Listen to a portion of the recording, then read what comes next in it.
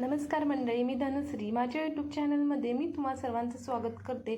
तर आज आपण वसुबारसेचे पूजेचे महत्त्व व ह्या वर्षीची वसुबारस कधी आहे हे ते पाहणार आहोत. त्याचे महत्त्व व त्या दिवशी काय खाऊ नये व काय खावे हे पाहणार आहोत. तर चला व्हिडिओला सुरुवात करूयात. तर वर्षभरात येणारे सण उत्सवांचा राजा मानल्या गेलेल्या दीपोत्सवाची सुरुवात वसुबारस सणाने केली जाते. भारत हा कृषीप्रधान देश आहे. येथे पशुधनाचे महत्त्व अनन्यसाधारण आहे. भारतीय संस्कृतीत गायीला मानाचा दर्जा दिलेला आहे.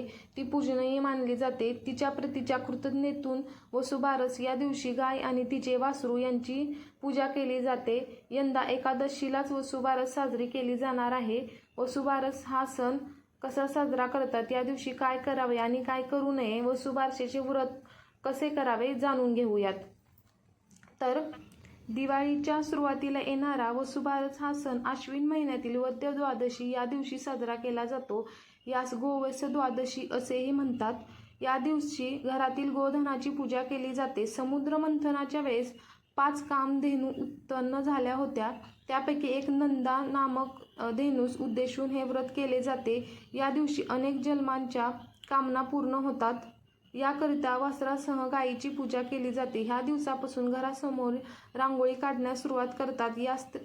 काही स्त्रिया या दिवशी उपवास करतात. घरातील गायी वासरू यांना अंघोळ घातली जाते. अंगाला हळद लावली जाते. त्यांच्या अंगावर नवीन वस्त्रे घालावी. या दिवशी गहू मूग खात नाहीत. स्त्रिया बाजरीची भाकरी व गव्हाच्या शेंगांची भाजी खाऊन उपवास सोडतात. भरपूर कृषी उत्पादन व्हावे, आपल्या मुलाबाळांना चांगले आरोग्य मिळावे व सुख लाभावे म्हणून ही पूजा नक्कीच करावी. या दिवशी संध्याकाळी घरातील तुळशी पुढे आणि दारात परिसरात दिवाळी सणाच्या प्रारंभानिमित्त पणत्या लावून रोषणाई करण्याची पद्धत आहे. तर आपण आता जो मंत्र म्हटला जातो तो आपण बघणार आहोत. तर समुद्र मंथनाच्या वेळी ज्या 5 कामधेनू उत्पन्न झाल्या होत्या त्या नंदा नावाच्या धेनूला हा सण साजरा केला जातो. तर वसुबारस या शब्दातील वसु म्हणजे धन, द्रव्य, त्यासाठी असलेली बारस म्हणजे द्वादशी. तर तथ्य सर्वमये देवी सर्व देवलं कृते मार्मताभिषिक्त सफल करू नंदिनी. ह्या मंत्राचा अर्थ म्हणजे हे सर्वात्मक व सर्व देवांनी अकलंकृत अशा नंदिनी माते, तू माझे मनोरथ सफल कर, असा याचा अर्थ आहे. या दिवसापासून अंगणात रांगोळी काढावी. या दिवशी तेला तुपात तळलेले पदार्थ, गायीचे दूध, तूप व ताक खात नाहीत. उडदाचे वडे, भात व गोडधोडाचे पदार्थ करून ते गायीला खाऊ घालावेत. वसुबारसेचे महत्त्व आपण आता पाहणार आहोत. भारतीय संस्कृतीप्रमाणे गायीला फार महत्त्व आहे.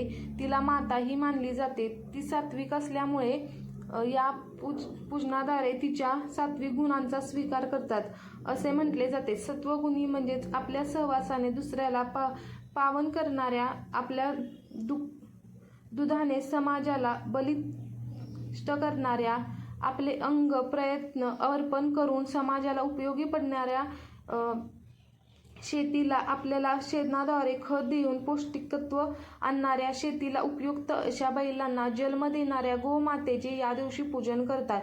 तर त्या ठिकाणी गोमातेचे संवर्धन व्हावे, तिला पूज्यभाव मिळावा म्हणून तिचे पूजन या दिवशी केले जाते. काही ठिकाणी ती व्यक्ती, तो समाज, ते राष्ट्र भरभराटीस आल्याशिवाय राहत नाही असे सांगितले गेले आहे. अशा गोमातेचे प्रथम तिच्या वासरासहित पूजन दीपोत्सवाला सुरुवात होते. तर अशी ही वसुबारसेचे महत्त्व आहे. तर वसुबारसे सणाचे काही नियम सुद्धा आहेत. तर वसुबारस सणाच्या दिवशी गहू मूग खात नाहीत. तर हे अजिबात खायचं नाही. तर त्यासाठी गोमातेला आपण बाजरीची भाकरी आणि गवारीच्या शेंगांची नैवेद्य दाखवावा. आणि त्या शेंगा मोडायच्या नसतात आहे, असंच त्या शेंगांचा नैवेद्य आपल्याला दाखवायचा असतो. तर हा दिवस हा आपल्या भारतीय संस्कृतीत खूप असा महत्त्वाचा आणि मोठा मानला जातो. तर या दिवसापासूनच दिवाळी सणाला सुरुवात होते.